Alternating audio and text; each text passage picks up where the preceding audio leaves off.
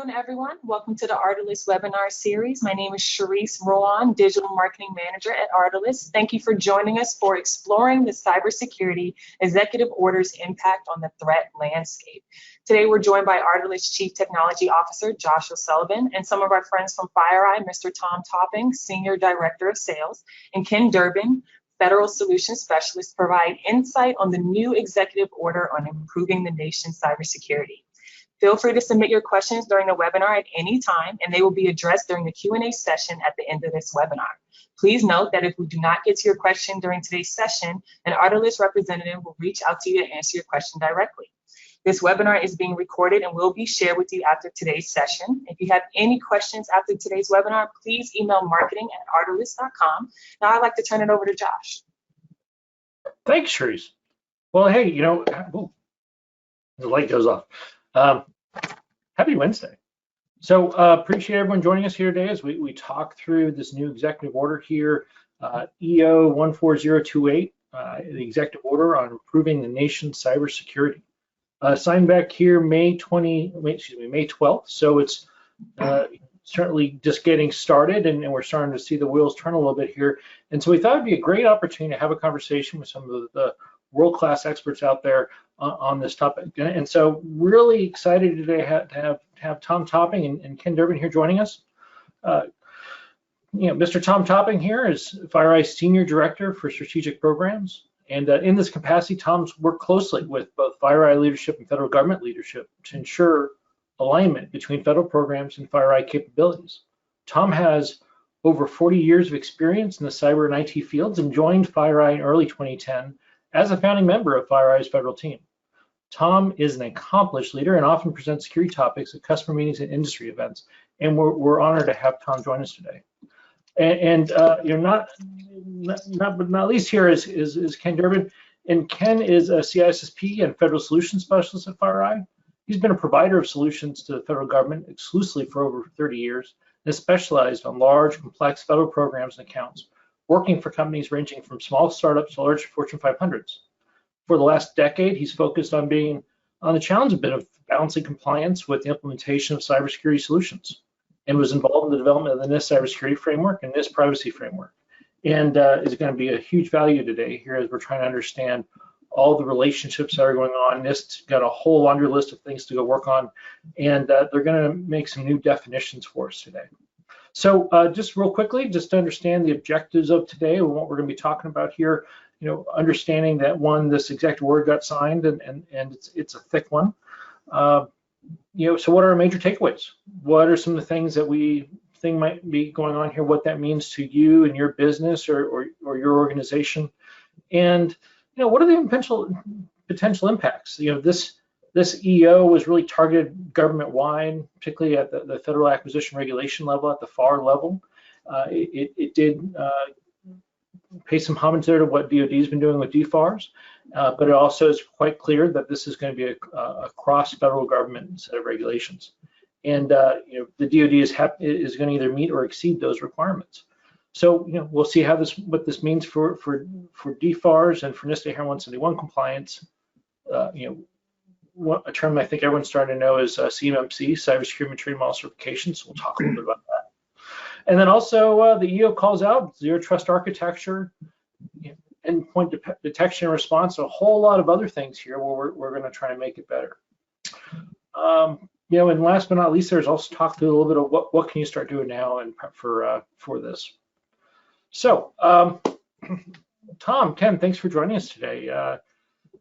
Just to get started here, Tom, just looking at this, what do you think?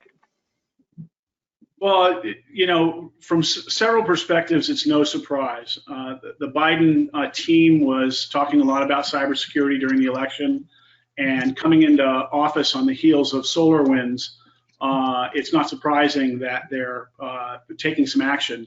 The EO itself says things like make bold changes and significant investments.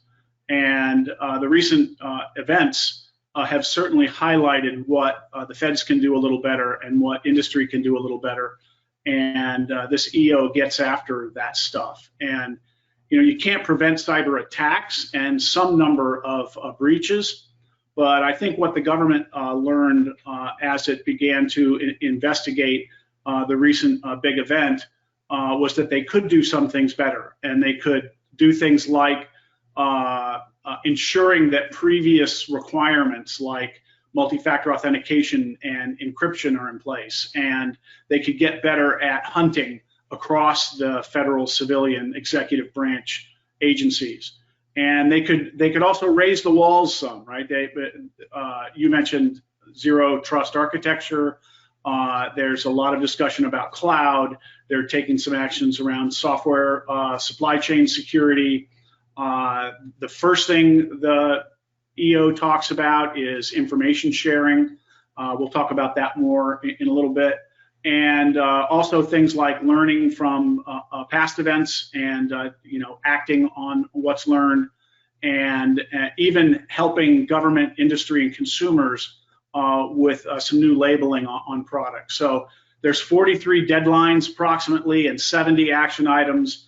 But like all new high priority things like this EO is, this drops right into all of the agency laps, and the agencies were completely busy doing what they were doing. So, we haven't seen much in the press about the EO in a month, and that's pretty unusual.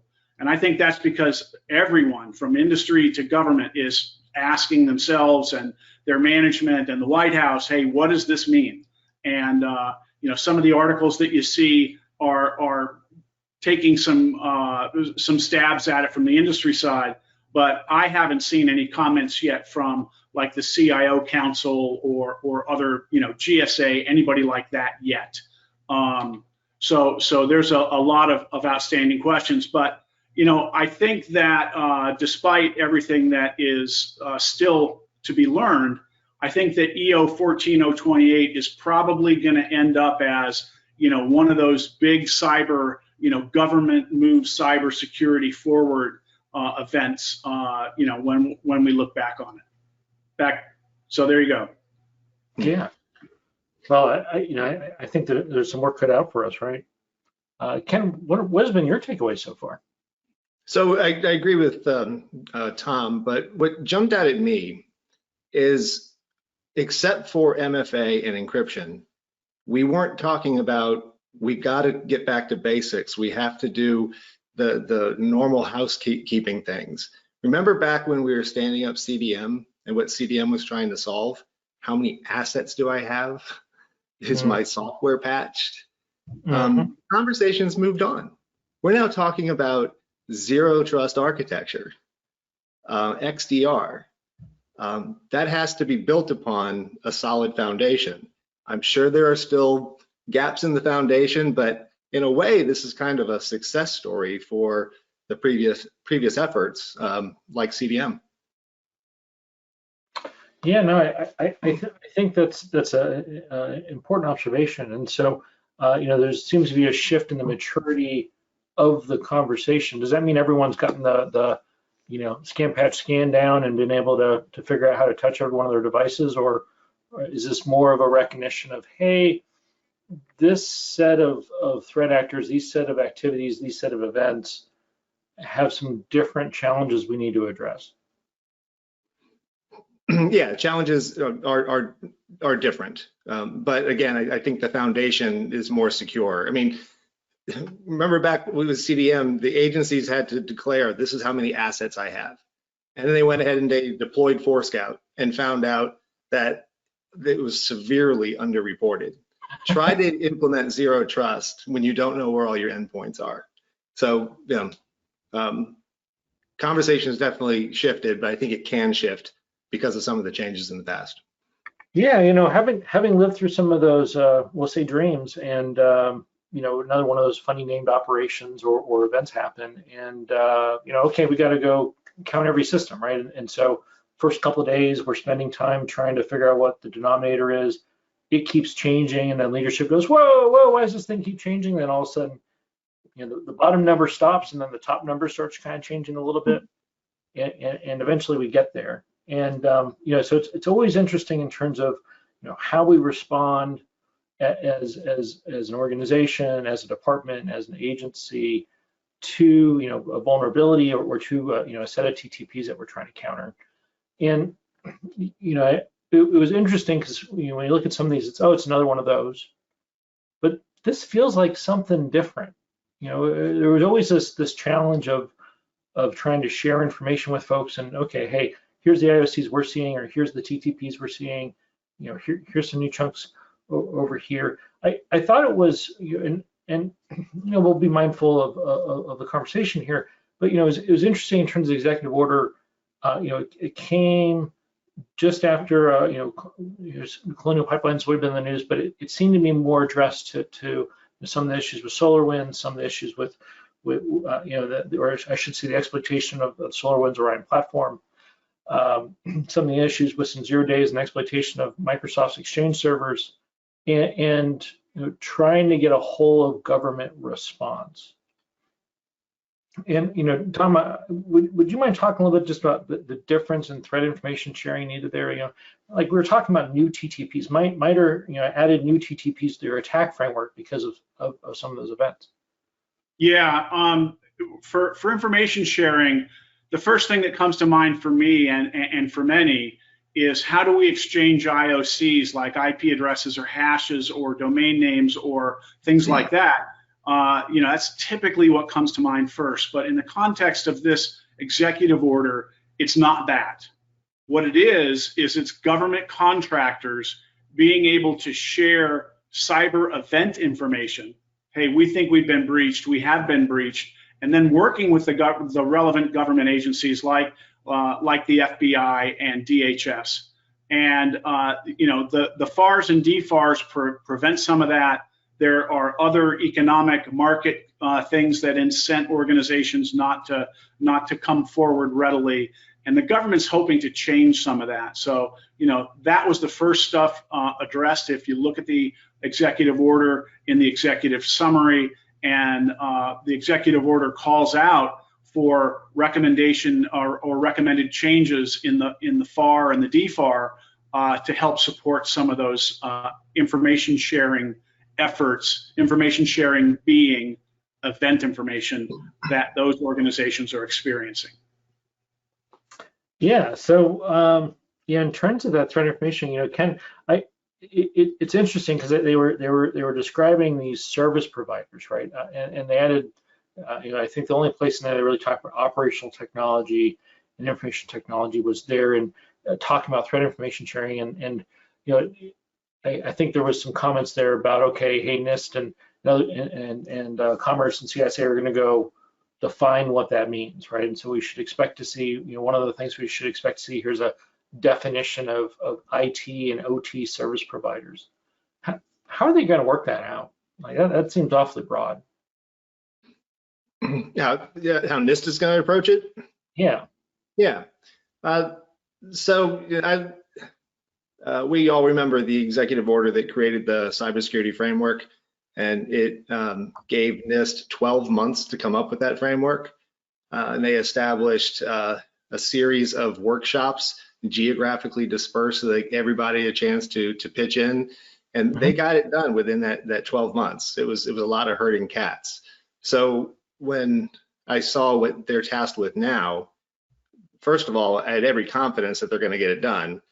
And then I wasn't surprised at all to see that last week they had already had a 2-day workshop on these securing the software supply chain. And Josh, I know you were there, but yeah, I got feedback from some colleagues outside of FireEye that were very impressed and felt like they left with actionable intelligence where they could start now in tweaking some of the processes. And that was just the first workshop. So I think it's in good hands. Yeah, no, it's another one of those in some regards, but it was interesting because the workshop that I got a chance to sit on there, 2 days, 4 hours each day, 2 panels each day. They mentioned there was about 900 or so attendees. Each panel received somewhere between 100 and 150 white papers talking on different subjects. And the preponderance of it if I was to summarize it in layman's term, was scoping. Right, trying to kind of figure out, okay, how big should this be to be able to address the problem, and then what is going to be the right scheme of maneuver? What's the right plan? How are we going to iterate through that? Do we start by defining this as a smaller set of critical infrastructure and critical providers, and then do we broaden from there? What's the right timeline? What's the right movement moving forward? And it's interesting because the cybersecurity framework, and I know you worked in helping get that established, Ken, and it's interesting because it's been able to pass the test of time. Mm-hmm. And from a practitioner standpoint, we find that we keep pointing back to that framework, right? Regardless of the industry, regardless of the organization's maturity, that NIST cybersecurity framework seems to be a nice cornerstone for us to be able to build programs off of. Mm-hmm. And so I was curious, Ken, do you think that they're going to adopt and just simply move out on that framework and use a cybersecurity framework, or CMMC, DoD's investing a lot of money there that's more based on 801.71 and 853, and was kind of curious, there are some options there in terms of how organizationally we can move out in terms of frameworks. Yeah, I mean, NIST tries to utilize the cybersecurity framework in the different efforts that they've done since it's been established. You see in a lot of their special publications, they'll break things down in terms of identify, protect, detect, respond, and recover. So I would imagine that they would want to follow a similar path here, but it's important to remember that industry calls it the NIST cybersecurity framework. NIST refers to it as the industry's cybersecurity framework. They view themselves, they were the facilitators. Even with the privacy framework, when that kicked off, they were saying, okay, NIST, tell us what we got to do. And NIST is like, no, you need to tell us. So they did a great job of getting industry to provide guidance, and then NIST would kick it off and say, what about this? And then we get discussion going, and then they would reiterate based on the feedback. It's all about the feedback. But at the end of the day, it's more of a industry-defined document than it is a NIST-defined document, and I'm confident that that's what they're going to be doing here. And so that seems to be pretty open right now, right? They're looking for everyone's participation. You don't need to be a practitioner necessarily to participate. So would you encourage, Bob Joe, who's really good at scraping barnacles off of the Coast Guard cutters here down the way, would you recommend that he maybe be putting a white paper in there to NIST for this and talk about how this might impact him? Absolutely. People complained that they didn't have a chance to provide input on the cybersecurity framework or the privacy framework. Well, that's their own fault because NIST is always welcoming that input, and they want the diversity.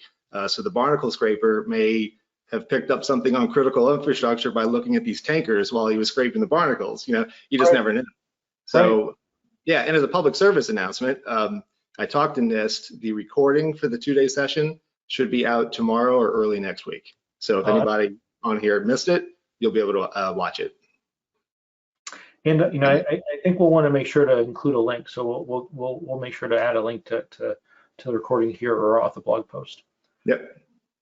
So we're talking about compliance, and here's going to be a set of really minimum things that you need to do in terms of due care and demonstrating you're doing the right things. But the challenge I always have sometimes with compliance is that compliance doesn't necessarily mean secure. Secure doesn't necessarily mean defended. And when we're talking about threats and what they do and don't do, they do have a tendency of changing their TTPs if they're not working, right? Mm-hmm. So I was curious, Tom, as we talk about this threat landscape, how does this change things? Is it going to just be the same, and we're going to keep trying to consume commercial threat intelligence, maybe some government threat intelligence? Is the government going to start sharing? Is CISA going to have a more central collection and curation role? All right, so let me comment on what you just said, and then I'll answer your question. So yes, compliance doesn't equal security, but we can see through things like CDM that Ken referenced earlier that getting a handle on all the devices on your network is a really fundamental thing. It is a compliance issue for the government, and it's a really valuable thing to do. So I don't think that those are necessarily mutually exclusive. I think that often some of the compliance requirements may not go far enough. And the pushback is always against somebody who says, well, I've got my compliance done, so I'm okay. And usually that's not the case. But to answer your question about the impacts on the threat landscape, I think most simply that EO 14028 is going to make it more expensive for the bad guys to come after the federal civilian executive branch agencies, and that's a good thing. And the increased usage of cloud, especially a SaaS type of cloud, it can simplify what they have and reduce their attack surface area. I mean, it's no silver bullet. We've seen lots of IP and other kinds of data lost through cloud, but not having to do all of the patching and OS maintenance can make things easier for organizations. So it's going to make it harder for espionage actors to attack federal contractors also, because of the collaboration and the information sharing that we mentioned earlier. And that may have gone unnoticed in the past, again, because those organizations don't have a requirement to share and they have some incentives not to share. So if these changes in the FAR go through and there's better information sharing with respect to events, the government's going to have a better situational awareness of what's going on, and that's going to make it even more difficult and more expensive for the bad guys. I don't think this EO is going to have any impact on the cyber criminal or ransomware type of attacks. I mean, they're not coming after, largely they're not coming after the civilian government anyway. But the efforts in this executive order are not related to that. The administration is working with industry on the ransomware task force, and there's other things underway. But no one should confuse this executive order with the government's efforts to go after the cyber criminals. Personally, in the long run, I really hope that this EO will drive awareness that smaller organizations really need expert overwatch capabilities. And in DoD terms, this is like a CNDSP. But as organizations go down in size, it becomes relatively more and more expensive to have adequate cyber defenses. And all organizations, whether it's organic or whether it's provided by some other organization, need some expert cyber overwatch. And I hope that the government, I hope that kind of awareness is raised, and we move more toward that and make things like that available for smaller organizations, be they critical infrastructure or other businesses, not just the government. So there's one of my own pet interests, but I hope that's one of the benefits of the executive order. Yeah, Tom, I think that's a real valuable point. When we look at what an all-threat strategy means for an organization, right? We talked a little bit about compliance and having a good program that has a strong baseline that's looking at the vulnerabilities, managing the vulnerabilities, reducing the attack surface, establishing and maintaining good cyber hygiene across the organization. And what that means, usually for kind of low level threats, and then what it means in terms of understanding 0 days, understanding kind of mid-tier adversaries, and really it's not just about indicators of compromise, but also more about behavioral detection techniques, right? And how we look at it from even more of a hunting perspective, to where we're talking about more of those high-end adversaries who are probably not going to go through, they'll do it, right? They'll go after known knowns, such as a well-known vulnerability and exploit if you got it open, or may use some 0 days if they have them, or they may use something a little bit more sophisticated, like we've seen the news here, maybe through your supply chain. And from an Overwatch perspective, we find it incredibly important to have strong threat intelligence combined with the right instrumentation. And so when we lean back and look at this with zero trust, and okay, hey, we're kind of shifting away from the more, I dare say, traditional boundary defense in depth, almost enclave conversation. And I think there's even some confusion sometimes. And Ken, maybe you can help clarify this. It's interesting when I talk with folks, is they say, hey, we're doing all these things, but zero trust, we don't need network security anymore, right? Yeah, you do. Next question. Yeah. Well, so what is zero trust? What's the difference here that the EO is trying to go after versus the way we've already been doing it? So traditionally, you're right. It was the network boundary. That's where you were verified, and once you were in, unless you're talking about high side, low side, but in general, once you were in, you're able to roam around. If you have the credentials, you could land and expand, or a legitimate user had access. Okay, you made it through the first step, so you want to go access this file share, go ahead, we already cleared you. Zero trust takes it an extra step and verifies you once you're in, but you set up these enclaves so that before you just automatically trust the person and let them have access to that file share, you verify them again. So you're always looking for the data to these policy enforcement points that are constantly being checked to make sure that you didn't fake your way in or you're compromising somebody that is a legitimate user. So it is a change in how you think about it. And so I know the government's been moving awfully hard out in terms of ticks and different centralizations, and then with the pandemic here, we've had a lot of folks move to remote, a lot of VPNs. How's that going to change just for the average user, the architecture? Is this something that they're already investing in, they add in the EO, or is there something fundamentally different here that they're going to have to buy something different? Well, maybe buy or architect what you have differently.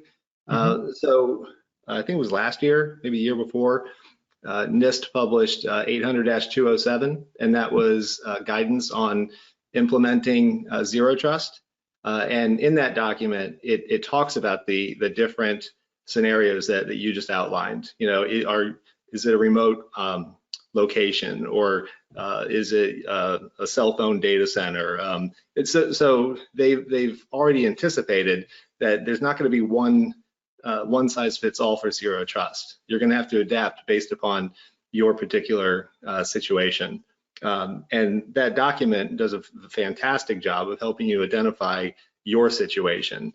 And the executive order points to NIST to provide guidance to the federal government. So they have that document, but I like to think of that one as the theoretical, but like theoretical physics, but there's going to be an experimental physics version coming out of the National Cybersecurity Center of Excellence. They've already started on a zero trust architecture project, excuse me, but they're going to actually stand up a lab, and they're going to bring in vendors' products, and they have the use cases already defined that they're trying to solve. And they're going to publish a document at the end so that anybody that wants to see how they did it, they can see that. Like I said, that's being kicked off now. Not sure when it's going to be out, and we're participating in that project. But that'll be really good hands-on information for people that are trying to implement zero trust. Well, I think that's going to be a real valuable resource, because it sounds like you'll be able to go there, download their standard, and it actually has something of a reference architecture, reference implementations that we can go buy products off the shelf and employ it potentially. Oh yeah, absolutely, yeah, because they didn't want to. Again, they didn't want it to be theoretical. So they work with vendors, but they do not endorse a vendor. So you could go and you could choose to use another vendor's similar product. But like for us, we're using our validation product, which validates controls. to make sure that they're in place and that they are effective. And you can run tests against the controls based upon actual threats that have happened. So you can see how that's going to be a really valuable part of making sure that your zero trust architecture is in place and it's working correctly, because you're constantly checking those controls to make sure they're adequate. Oh, that's great. So this is part of the Mandiant line here, Mandiant Advantage, and security validation here. If I understand this right, so it's using the threat intelligence that FireEye-Mandiant has here, knowledge about the TTPs and the artifacts, and be able to test that in your performance environment. Do I have that right? Yeah, and then also you can use the MITRE attack to identify specifically those aspects that you're trying to test. But yeah, it's a really good blend of security validation and our traditional fusion threat intelligence that's been around for a long time. And so it looks like, using that capability, you can now say, hey, I'm able to detect and either block or not block this name set instead of the IPS is running in operation. Yeah, did something make it through? I thought that I was protecting against this particular aspect, but we ran it and it failed, or it did well. So it's validation.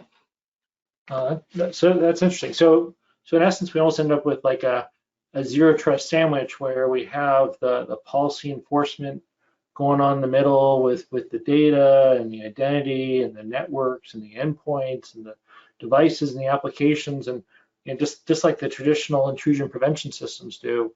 But then we also need to figure out a way to step out of it, so get that overwatch. And so it sounds like we could use in that security validation almost like an IDS in ways of throwing those artifacts in there and making sure the policy enforcement is working. And then, is that where that fits in, Tom, with that Overwatch, where you have folks that understand the threat that are looking and making sure that that's working or not working? It could easily do that. What the capability does is it executes known attacks against production infrastructure, and then it tells you exactly what happened. And that's useful for several use cases. The most popular, or maybe the most common, is that you have a security infrastructure and you think it's doing X. Let's make sure it does X.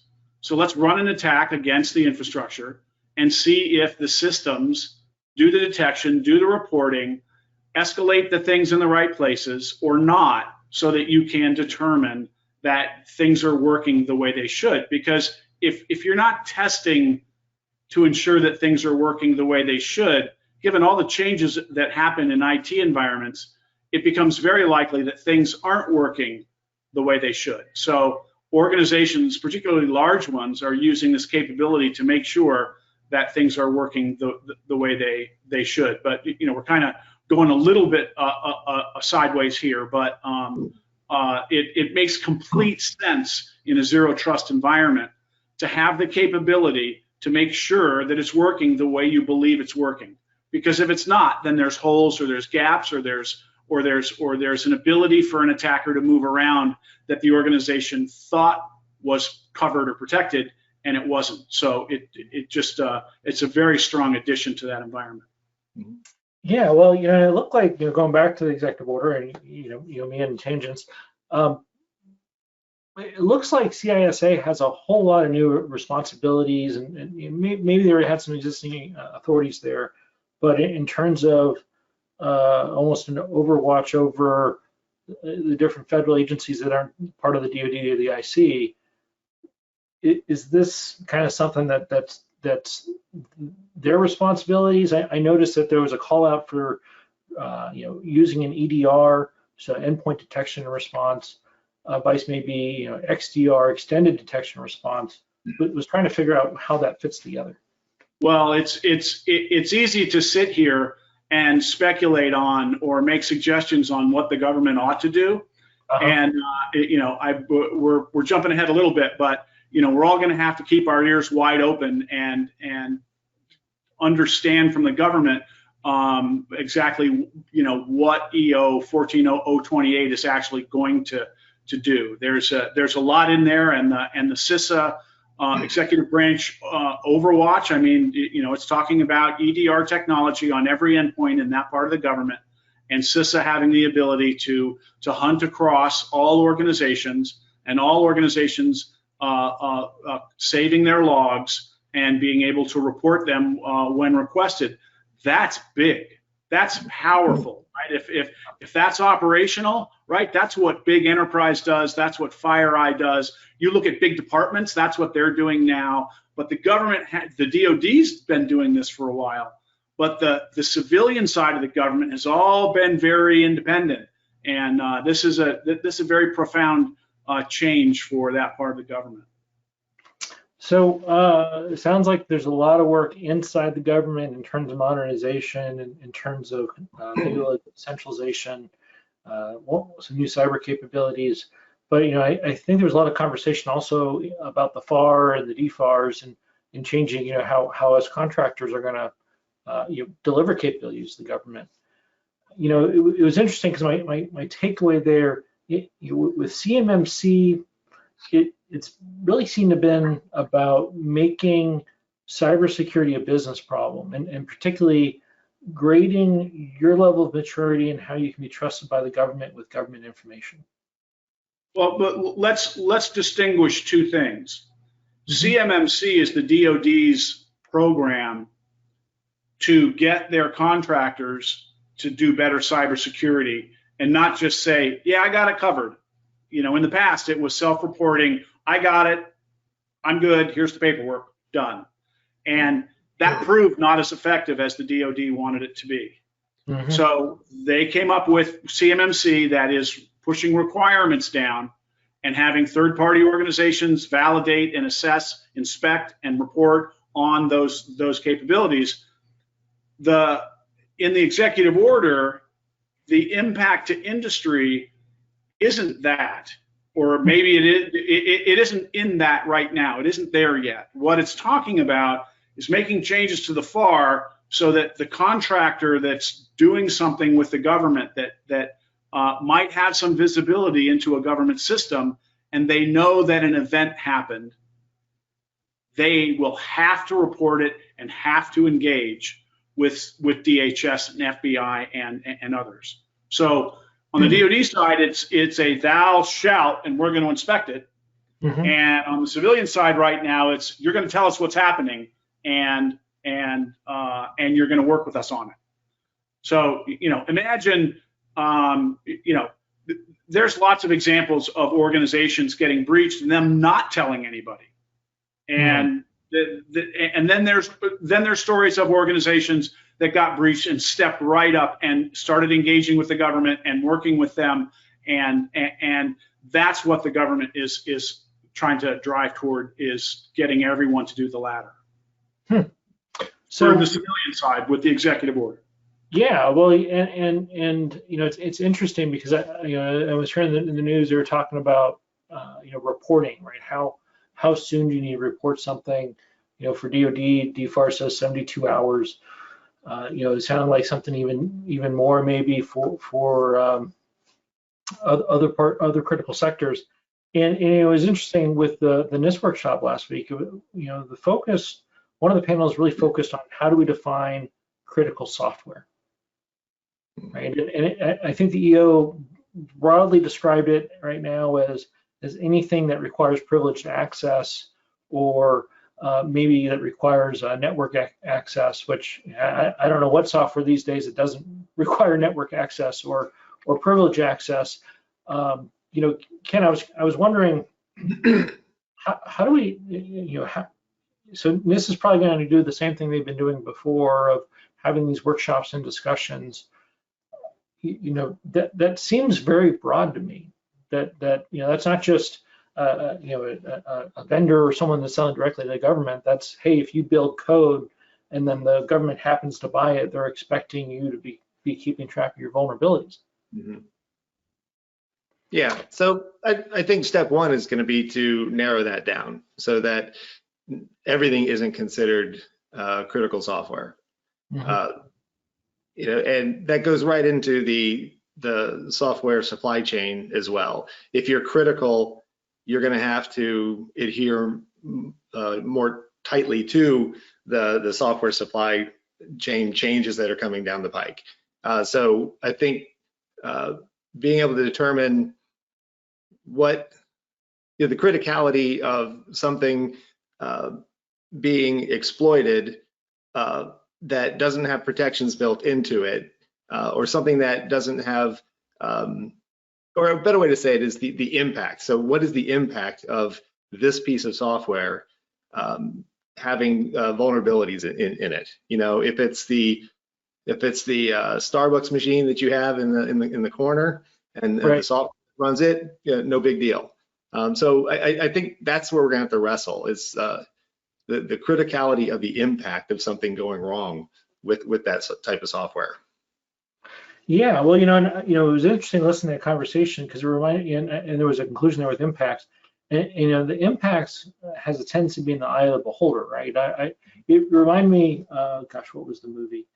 I think it's Monsters versus Aliens, where the president has this big red button, and he's going over to push it, and they go stop, and he goes, what? Well, that's the one that launches all the nuclear weapons. The other big red button next to it is the one that does the coffee. Yeah, yeah, Right. And so, now clearly probably the button manufacturer didn't know that the big red button was being necessarily used for, global nuclear warfare or for getting a cup of coffee. But I would say one of those is pretty critical. Maybe both of them are pretty critical. Who knows? We probably want a well-caffeinated president. But, how do we, that's kind of a squishy conversation, right? it is squishy. I mean, so incorporating open source software or software that you're getting off of Pastebin or something, I think everybody's going to have to tighten up on how they're using it or making sure that it's not going to break something. But then there's going to be other classifications where you're going to build even further on top of that, or where maybe you're not going to be allowed to use anything that you didn't have your hands in the development. There's going to be zero trust when it comes to third-party software incorporating into your product. So that may control how the button is used, but we'll have to see. So one of the things I think that we're going to see, or we could see as a result of this executive order, is there's a lot of work going on at the Federal Trade Commission around software supply chain security, and they're working on something called Software Bill of Materials, or SBOM for short. And we're beginning to see contracts in industry and some in government where organizations that provide software are required to provide a software bill of materials. So you just don't get a big object code blob. You get an object code blob and you get a bill of materials that says, hey, we're using these 22 open source things and here's the versions. And then the organization that's buying the software, wherever it is, they can assess the risks with those. They can look for CVEs against those. They can make sure that the organization is patching known vulnerabilities in that open source code. Because one of the things I learned within the last year is that almost every vendor is using a meaningful amount of open source code that is part and parcel with their entire offering. So having capabilities like this, I think, is going to be something that everyone in the industry is going to be pretty familiar with in just a couple years. So I was trying to think through that, Tom, because I understand the desire of transparency, but gosh, I'm as a software manufacturer, I'm putting a lot out there, right? Some of my secret sauce that I've OEM'd or got off a I think Pastebin was where Ken was mentioning, which I don't think we usually download code for there too much, but I heard they got some cool stuff. Yeah. And but aren't I putting it? One, aren't I putting all my stuff out there? And then two, can't one of these hacker types come and look at it and then didn't I just do Well, the job? I would challenge this premise that you're making, and that is that if I just go collect open source stuff and put it in a package and sell it, Mm-hmm. what am I protecting? What intellectual property do I have in that? Well, not much, right? Because I'm getting all the value or the functionality from other pieces. But if an organization has meaningful intellectual property and they're writing their own code, they may have encryption modules or timing modules or file access, who knows what kind of modules, right? They're getting some functions from the open source community, and I think that'll be the common case, right? They'll have to attest to the security of their own code. They have to patch their own code. But Mm-hmm. what the government doesn't want is for some vendor's code to be out of spec because they've got something open source in it, and whoever wrote the open source isn't patching it anymore, right? Mm-hmm. The government needs to be aware of all that so that they can say to the vendor, well, you either need to get them to patch it or you need to put something else in there, or you need to write it yourself, but I need secure code. And the efforts underway at the FTC, I think, are going to make major steps in that direction. That makes a lot of sense. And so it sounds like even though I did download all that open source stuff and put it in there, now I need to vouch for that code and whether it has vulnerabilities. And now vulnerabilities seem to become more of my business instead of someone else's. Sure. I mean, we have to get the supply chain to also have adequate security. Wow. So it sounds like a lot's going to change. Should I just wait? It looks like I think Ken, you were saying it only took about a year for NIST to figure this out. So maybe I shouldn't do anything now and just wait for the government to come out and tell me what I'm supposed to do, or No, you don't want to wait because again, there's enough guidance out there as we speak, the NIST documents on zero trust that you can definitely get started. And I think also educating on what zero trust is and what it isn't. The executive order under the zero trust section gives all the agencies 60 days to report back to OMB what steps have you taken towards migrating to a zero trust architecture. And there may be aspects that aren't being considered, like threat intelligence. 800-207 has a really good description of threat intelligence and how it fits into zero trust architecture. Well, DHS has a shared services contract where they're providing threat intelligence to all .govs. So any of the .govs that are using the shared services contract, and we participate in that, if they chose to, they could report back to OMB, I've taken a step because I'm using threat intelligence. In 800-207, they also call out CDM as a program, and the reporting that CDM does is an aspect of zero trust, and all of those agencies went through the CDM facelift, if you will. So not waiting, but also realizing what you've already done. It might surprise you to learn that you're closer, or you're on the zero trust path more than you knew you were. Oh, that's pretty good. So it sounds like if you got a .gov account, you can go to Mandiant Advantage and sign up and log in. And don't do that. Don't do that. No, there's a process for if you're a .gov and you want access to our intelligence. But feel free to they can send me an email. But we have a freemium version of our threat intel platform, and that's not the way for a .gov to get to our threat intel. And we have an onboarding process to help them understand what they have access to, how they can use it. So it's a robust program. Wow, that sounds like DHS has really made an investment for everybody. Yeah, it's fantastic. I guess hoping for the .mils to do the same.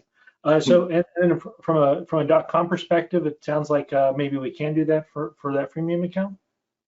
Yes, there's a freemium version. It's basically the open source threat intel that we ingest, but we don't just regurgitate it. We do put some ratings along with the open source, but you're not going to be able to get access to the reports and everything that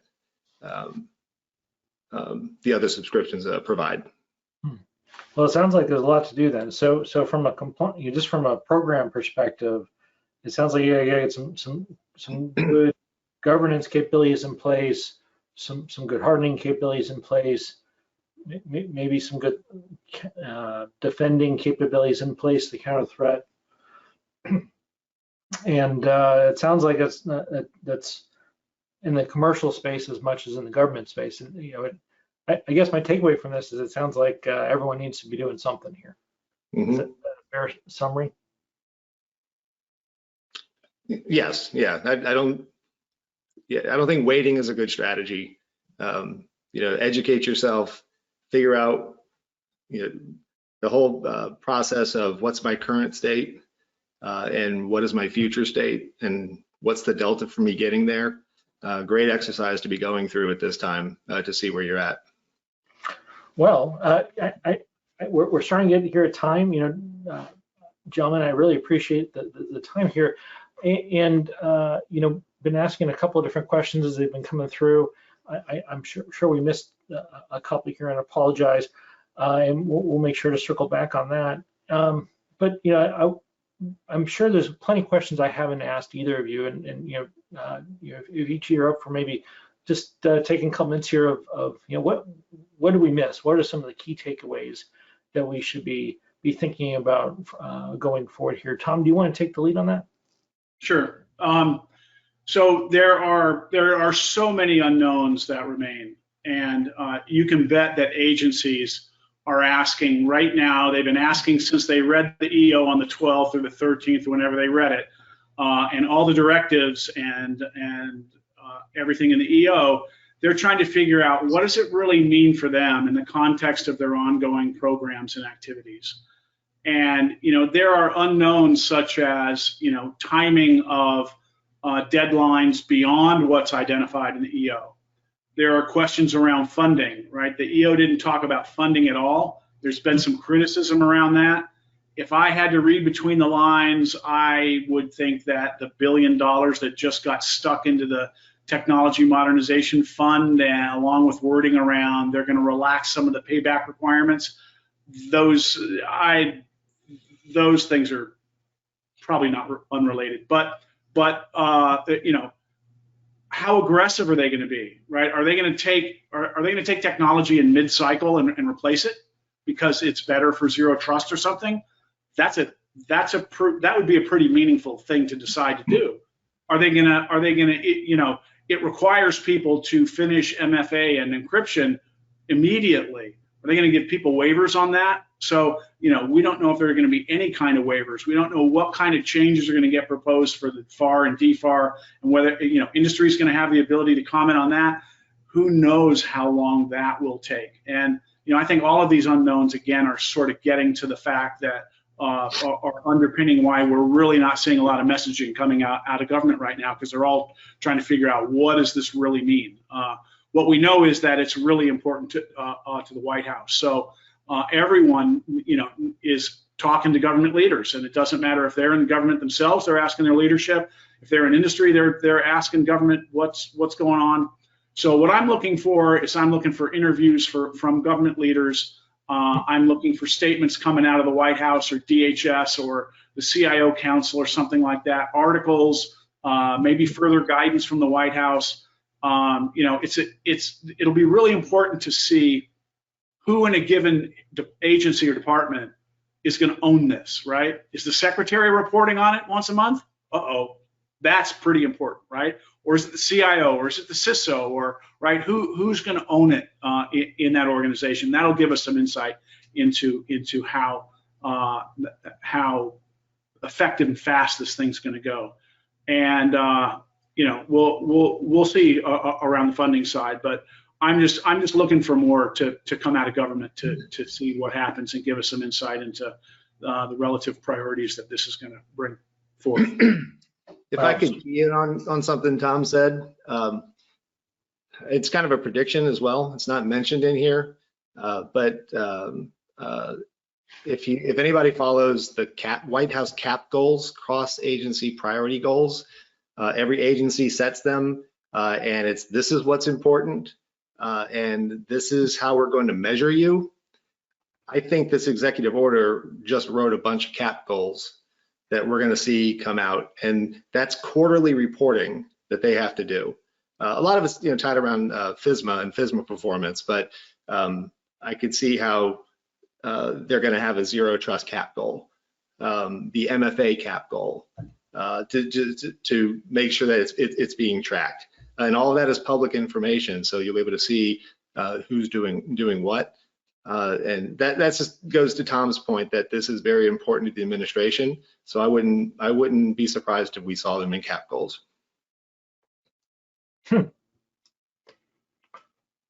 Wow. So I guess we heard the other shoe drop, but we're not quite clear of the rhythm or the level of investment just yet. And we'll be telling to watch where those shoes march off to maybe badly carry forward an analogy there. It's interesting because I remember with NIST, 80171 requirements and DFARS, and then a couple years later when Cmmc started getting talked about, that there was this robust set of comments of this is probably not going to happen. And it's been interesting to watch that change where there's a recognition that there's a level of compliance that everyone's already supposed to be at, and they're not. I think with the different organizations showing up in the news, I don't know how you ignore this. Maybe we can hope the whole cyber thing just stops and goes away and doesn't show up anymore, but there seems to be some repetition. And Ken, so just curious in terms of summary here, okay, we talked an awful lot. What's the one thing we didn't talk about that we really should have? Well, it kind of goes along with the funding. Right now it's at the feet of the individual agencies to get this done. But we talked about the success of the CDM program. I kind of wonder, should there be the next ring in the CDM pie be zero trust, and use that proven mechanism along with centralized funding to provide that to the agencies. And we've got the integrators in place that know how to navigate CDM. I think that might be a good way to help the agencies get to where the administration wants them to be. Yeah, well, it sounds like that. I think that's a strategy I hope they're going to follow here. And as we talk about CDM and zero trust, I can't help but wonder: is that just an in-government thing, or is that going to be for everybody? And I guess in my summary, I look at this executive order. It was interesting that it's about improving the nation's cybersecurity, and there's a lot in there from large organizations inside the government, different agencies, and a lot of work for CISA, NIST, and others. But then also, changes are coming into the FAR, which I think will raise the lowest bar that there is right now in terms of the 15 things that every federal contractor has to do for cybersecurity. And I think it's notorious that CUI isn't necessarily holistically applied just yet. There seems to be enough there that we're going to probably see that come in as well. But also in terms of experience, these things take a while, and I don't mean that just from like the government putting in place, but also as we work with customers, that they generally take 6 to 18 months to get enough of their own maturity in organization to be able to run a program effectively. And so I think there's an interesting dynamicism there of how we're going to play catch up, and I think there's going to be some winners and some losers here of who leans forward, and hopefully this creates a market where it actually is valuable to have secure products. Well, gentlemen, I really appreciate your time today. Thank you. I certainly learned a lot, and hopefully our audience here did as well. And Charisse, I'm going to turn it over to you here to close us out.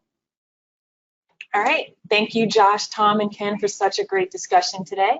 We have now concluded today's session. If we did not get to your question, again, an Ardalyst representative will reach out to answer your question directly.